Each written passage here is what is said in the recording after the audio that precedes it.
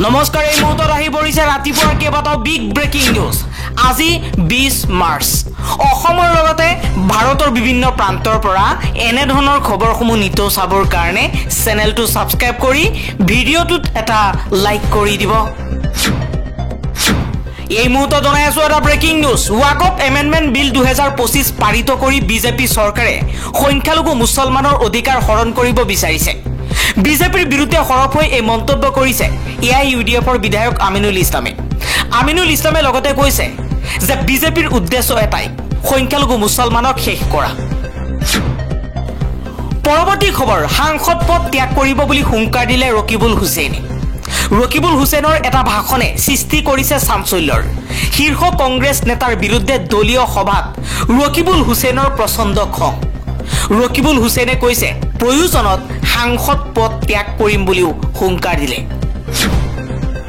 আন এটা খবৰ, অসমত বিহাৰী দিৱস পাতিবলৈ লৈছে বিজেপি চৰকাৰে, কিন্তু বিজেপি চৰকাৰৰ কাৰ্যক ধিক্কাৰ দিছে অসমৰ দল সংগঠনে। বিহাৰী বেছি থকা স্থানত বিহাৰী দিৱস পাতিবলৈ লৈছে চৰকাৰে। কাইলৈ মাৰোৱাৰী বেছি থকা স্থানত ৰাজস্থান দিৱস পাতিব বিচাৰিব। বিজেপিয়ে সেইসকল লোকক অসমৰ সৈতে জিন যাবলৈ নিদি ভাগ ভাগ কৰিছে। ৰাজনৈতিক ভোট বেংক সুৰক্ষিত কৰাৰ স্বাৰ্থত এনে কাৰ্য মানি লোৱা নহ'ব। ৰাজভৱনৰ উদ্যোগত ভিন্ন ৰাজ্যৰ দিৱস পতা আৰু ৰাজনৈতিক উদ্দেশ্যৰে ৰাজ্য দিৱস পতাৰ মাজত পাৰ্থক্য আছে। মুখ্যমন্ত্ৰী হিমন্ত বিশ্ব শৰ্মাই দুয়োটা একাকাৰ কৰিছে। বিজেপি চৰকাৰৰ বিৰুদ্ধে হিমন্ত বিশ্ব শৰ্মাৰ বিৰুদ্ধে সৰব হৈ এই মন্তব্য কৰিছে আছুৰ সভাপতি উৎপল শৰ্মাই। পৰৱৰ্তী খবৰ, উত্তৰ গুৱাহাটীলৈ গুৱাহাটী উচ্চ ন্যায়ালয় স্থানান্তৰকৰণৰ সিদ্ধান্তৰ তীব্ৰ বিৰোধিতা হাইকোৰ্ট বাৰ সন্থাৰ। প্ৰয়োজনত ৰাজপথত নামিব উচ্চ ন্যায়ালয়ৰ অধিবক্তাসকল।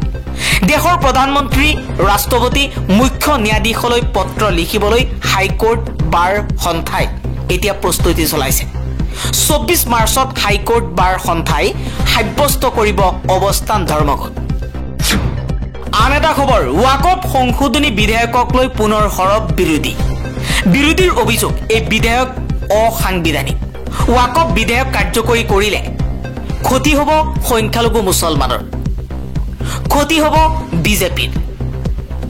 এই বিধেয়কক লৈ এতিয়া শংকিত হৈ পৰিছে মুছলমান সম্প্ৰদায়, কাৰণ মুছলমান সম্প্ৰদায়ৰ ৰাজনৈতিক আৰু অৰ্থনৈতিক অধিকাৰ কাঢ়ি ল'ব বিজেপিয়ে। বিৰোধীয়ে কৈছে যে বিজেপি চৰকাৰে ৱাকফ বোৰ্ড চৰকাৰৰ হাতত আনি মাদ্ৰাছাৰ মাটি, মছজিদৰ মাটি আৰু কবৰস্থানৰ মাটি চৰকাৰে নিজে পৰিচালনা কৰিব বিচাৰিব। কিন্তু এয়া হ'লে সংখ্যালঘু মুছলমান সম্প্ৰদায়ৰ বৃহৎ ক্ষতি হ'ব।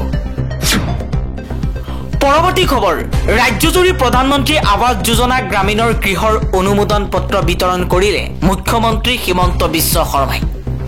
অসমে ৰাজ্যৰ প্ৰতিখন জিলাৰে এই অনুমোদন পত্ৰ আৰু প্ৰতি হিতাধিকাৰীক প্ৰথম কিস্তিৰ 37,500 টকা প্ৰদান কৰি তেওঁলোকৰ সপোনৰ ঘৰ নিৰ্মাণ কৰাত উৎসাহ যোগাইছে। আন এটা খবৰ, অসমত বিহাৰ দিৱস উদযাপনৰ পৰিকল্পনা কৰাসকলক বিহাৰলৈ পঠিয়াব লাগে। হিমন্ত বিশ্ব শৰ্মাৰ নেতৃত্বত অসমত আগ্ৰাসী ৰূপত বহিৰাগত অপসংস্কৃতি বিয়পাবলৈ যত্ন কৰিছে। অসমত কোনো কাৰণতে বিহাৰ উৎসৱ পাতিবলৈ দিয়া নহ'ব। এইবাৰ হিমন্ত বিশ্ব শৰ্মা আৰু বিজেপি চৰকাৰৰ বিৰুদ্ধে সৰব হৈ এই দাবী জনাইছে কৃষক মুক্তি সংগ্ৰাম সমিতিৰ মুখ্য সাংগঠনিক সম্পাদক আকাশ দলে। আন এটা খবৰ, এক ভাৰত শ্ৰেষ্ঠ ভাৰত স্নেহ সন্মিলনৰ অংশৰূপে 22 মাৰ্চত ৰাজ্যজুৰি উদযাপন কৰা হ'ব বিহাৰ ৰাজ্য দিৱস। প্ৰেছ বিজ্ঞপ্তিযোগে এই কথা প্ৰকাশ কৰিছে বিজেপিৰ ৰাজ্যিক সভাপতি দিলীপ শইকীয়াই। সমগ্ৰ ৰাজ্যত বিহাৰ দিৱস উদযাপন কৰাক লৈ তীব্ৰ বিতৰ্ক আৰম্ভ হৈছে। তাৰ মাজতে সেই বিতৰ্কৰ সময়তে অসম প্ৰদেশ বিজেপিৰ সভাপতি দিলীপ শইকীয়াই কৰিলে প্ৰেছ বিজ্ঞপ্তি, আৰু প্ৰেছ বিজ্ঞপ্তিযোগে ক'লে যে এক ভাৰত শ্ৰেষ্ঠ ভাৰত স্নেহ সন্মিলনৰ অংশস্বৰূপে 22 মাৰ্চত অসমত উদযাপিত কৰা হ'ব বিহাৰ ৰাজ্য দিৱস। কথা। পৰৱৰ্তী খবৰ, ৰাইজৰ টকাৰে ৰাজনৈতিক স্বাৰ্থ পূৰণ কৰিছে বিজেপিয়ে। মুখ্যমন্ত্ৰীৰ পত্নীয়ে কিমান পালে তাক লৈ এতিয়া চৰ্চা চলি আছে। শাসক দল বিজেপি দলে ৰাজহুৱা ধন ৰাজনৈতিক স্বাৰ্থত ব্যৱহাৰ কৰিছে নেকি? নিৰ্বাচনৰ সময়তে মুকলি কৰিছে ইখনৰ পিছত সিখন আঁচনি, প্ৰতিশ্ৰুতিৰ ওপৰত প্ৰতিশ্ৰুতি। শেহতীয়াকৈ অসম প্ৰদেশ কংগ্ৰেছ কমিটিয়ে এক সংবাদমেল সম্বোধন কৰি শাসক বিজেপিৰ বিৰুদ্ধে অভিযোগ উত্থাপন কৰিছে যে অসমৰ ৰাইজৰ কষ্টোপাৰ্জিত টকা ৰাজনৈতিক স্বাৰ্থত ব্যৱহাৰ কৰিছে। সংবাদমেলত প্ৰকাশ কৰা তথ্য অনুসৰি 2020 চনত আৰম্ভ কৰা অৰুণোদয় আঁচনিত প্ৰথম অৱস্থাত মহিলা হিতাধিকাৰীৰ সংখ্যা আছিল 18 লাখ। 2023 চনত বৃদ্ধি কৰা হয় 24 লাখলৈ। চলিত বাজেটত 2026ৰ নিৰ্বাচনক লক্ষ্য কৰি এই সংখ্যা 37.2 লাখলৈ বৃদ্ধি কৰা হৈছে। ইয়াৰ বাবে 5,000 কোটি টকা ধাৰ্য কৰিছে চৰকাৰে। অৰুণোদয় আঁচনিৰ হিতাধিকাৰী নিৰ্বাচনৰ বাবে চৰকাৰে জাৰি কৰা এছঅপিত বিতংভাৱে পৰামৰ্শৱলী দিয়া হৈছে যদিও বিজেপি চৰকাৰে 2026ৰ বিধানসভা নিৰ্বাচনত ভোট কিনিবৰ বাবে ব্যাপকভাৱে পৰামৰ্শৱলী উলংঘা কৰিছে শাসক দলটোৱে। ইয়াৰ ভিতৰত উল্লেখযোগ্য, অৰুণোদয় হিতাধিকাৰী গাঁও সভা পাতি নিৰ্বাচন কৰিব লাগে, কিন্তু প্ৰায়বোৰ বিধানসভা সমষ্টিত বিজেপিৰ স্থানীয় বিধায়ক মন্ত্ৰীয়ে বাছি বাছি নিজ দলৰে কৰ্মীক তালিকাভুক্ত কৰিছে।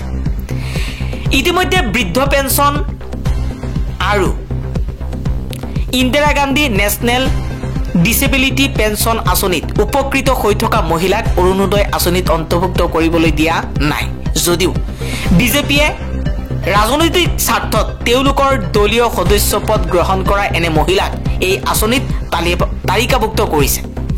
বিভিন্ন বিধানসভা সমষ্টিত বিজেপিৰ নেতা পালি নেতাই আন দলৰ বা কোনো ৰাজনৈতিক দলত অন্তৰ্ভুক্ত নোহোৱা মহিলাক অৰুণোদয় প্ৰলোভন দি বলপূৰ্বক বিজেপি দলৰ সদস্য হ'বলৈ বাধ্য কৰিছে। ইয়াৰ উপৰিও বাৰ্ষিক উপাৰ্জন 2 লাখ টকাৰ কম হোৱা মহিলাসকলৰ পৰিৱৰ্তে হাজাৰ হাজাৰ ধনৱন্ত পৰিয়ালৰ মহিলাক কেৱল বিজেপি দলৰ সদস্য হোৱাৰ সুবাদতে অৰুণোদয়ত হিতাধিকাৰীভুক্ত কৰিছে। ইফালে যোৱা বিত্তীয় বৰ্ষত বিজেপি চৰকাৰে বিজ্ঞাপনৰ নামত খৰচ কৰিছে প্ৰায় 370 কোটি টকা, যিটো এবছৰত 74 কোটি টকা। ইয়াৰে মুখ্যমন্ত্ৰী ডক্টৰ হিমন্ত বিশ্ব শৰ্মা আৰু তেওঁৰ পত্নী আৰু পৰিয়ালবৰ্গৰ মালিকানাধীন সংবাদ প্ৰতিষ্ঠানসমূহে লাভ কৰিছে ক্ৰমে নিয়মীয়া বাৰ্তাই 14 কোটি, নিউজ লাইভে 3.71 কোটি, নৰ্থ ইষ্ট লাইভে 1,99 লাখ, ৰামধেনুৱে 79 লাখ, ৰং চেনেলে 1,38 লাখ, যিটো সৰ্বমুঠ 21,88 লাখ টকা লাভ কৰিছে। ইয়াৰ উপৰিও 2025-26ৰ বাবেও বিজ্ঞাপনৰ বাবদ 74 কোটি ধাৰ্য কৰিছে অসম চৰকাৰে। ইফালে মুখ্যমন্ত্ৰীয়ে 2021-24লৈ হেলিকপ্টাৰ আৰু চাৰ্টাৰ বিমানত ভ্ৰমণৰ বাবদ 58 কোটি টকা খৰচ কৰে। সকলো যোগ কৰি প্ৰায় 73,000 কোটি টকা খৰচ হয়, যিটো 2025-26ৰ বাজেটত যদি আগৰ বছৰৰ দৰে মুঠ ধাৰ্য টকাৰ 70% সংগৃহীত হয়, তেতিয়া বাজেটৰ মুঠ সংগৃহীত টকা হ'ব 1,08,000 কোটি। যদি 1,08,000 কোটি টকাৰ পৰা 73,000 কোটি টকা বাদ দিয়া হয়, তেনেহ'লে ৰাজ্যখনৰ সামগ্ৰিক উন্নয়নৰ বাবে থাকিব মাত্ৰ 35,000 কোটি টকা। অসমৰ দৰে সমস্যাবহুল এখন ৰাজ্যৰ সামগ্ৰিক উন্নয়নৰ বাবে 35,000 কোটি টকা এপাচি কচু শাকত এটা জালুক সদৃশ। এই পৰিসংখ্যাই প্ৰমাণ কৰে ডক্টৰ হিমন্ত বিশ্ব শৰ্মাৰ নেতৃত্বাধীন বিজেপি চৰকাৰে কেৱল নিৰ্বাচনত জিকিবৰ বাবে অসমৰ ৰাইজৰ বাজেটৰ টকা কেনেদৰে দলীয় স্বাৰ্থত ব্যৱহাৰ কৰি অসমৰ ৰাইজক সামগ্ৰিক বিকাশৰ পৰা বঞ্চিত কৰিছে।